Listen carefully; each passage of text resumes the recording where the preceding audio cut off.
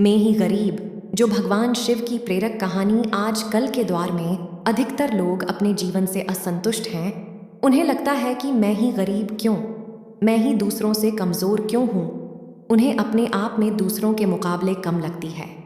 वे इसका दोष भगवान को देते हैं, उन्हें अपनी स्थिति का कारण ठहराते हैं।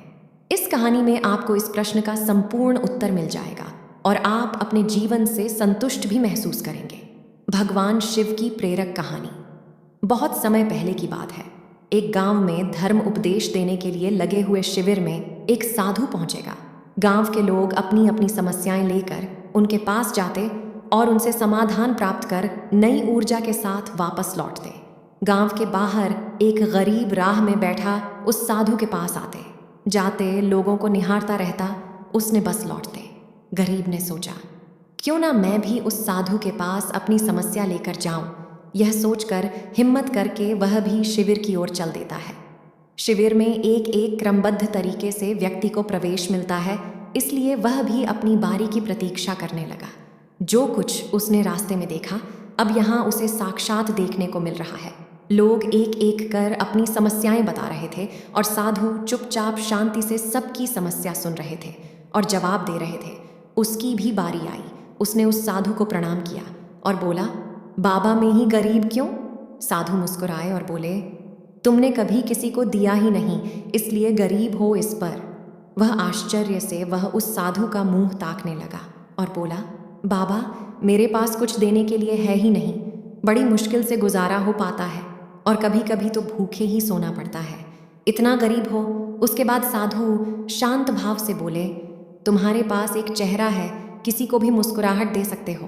तुम्हारे पास मोह है, किसी को भी प्रशंसा भरे कुछ शब्द दे सकते हो।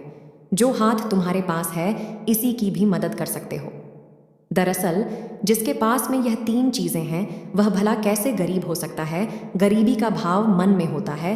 मन से यह भ्रम निकाल दो, लोगों को देते जाओ, गरीबी अपने आप ही दूर हो जाएगी। यह बातें सुनकर उस गरीब का चेहरा दमक उठा।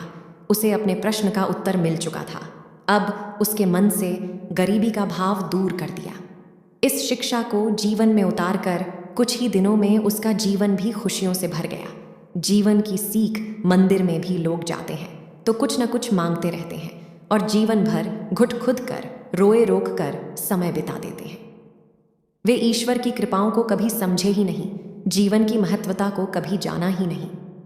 ईश्वर सभी को ज्ञान देते, जो कि ईश्वर की अनमोल देन है, जिसे हम कभी जान में समझने की कोशिश ही नहीं, इसलिए हम सुख का आनंद नहीं ले पाते। मित्रों, मनुष्य जीवन एक अनमोल अवसर है और विधाता की असीम कृपा का तोहफा है। हमारा सर्वप्रथम यह कर्तव्य होता है कि हम उस परम परमेश्वर की इनायतों को समझें, ईश्वर की कृपा को जानने की कोशिश करें। और इसका सबसे आसान तरीका है खुद को समझना। हमारा अस्तित्व क्या है, हमारा लक्ष्य क्या है, हमारा क्या कर्म है, इत्यादि उपरोक्त सभी बातों सुनकर, जानकर आज आप यह पूर्णता समझ चुके होंगे कि हमारे पास ईश्वर की दी हुई वह अनमोल तोहफे हैं, जिनसे आज मानव नई नई उपलब्धियों को पा रहा है, असीम ऊंचाइयों को छू रहा है। बस ज़रूरत है तो सही मार्गदर्शन की, जो कि आज से आप इन बातों को अपने जीवन में उतारने की कोशिश करिए। आपको बस यह करना है कि हर रोज़ अपनी एक कमी को दूर करो, चाहे वह आपका गुस्सा हो या फिर नकारात्मक सोच दो। जब भी कुछ सोचो तो अच्छा सोचो। 3, अगर कुछ करने का सोचे हो तो तब तक उसके पीछे लगे रहो जब तक कि वह काम हो नहीं जाता और कमेंट में हर हर महादेव ज़रूर लिखें।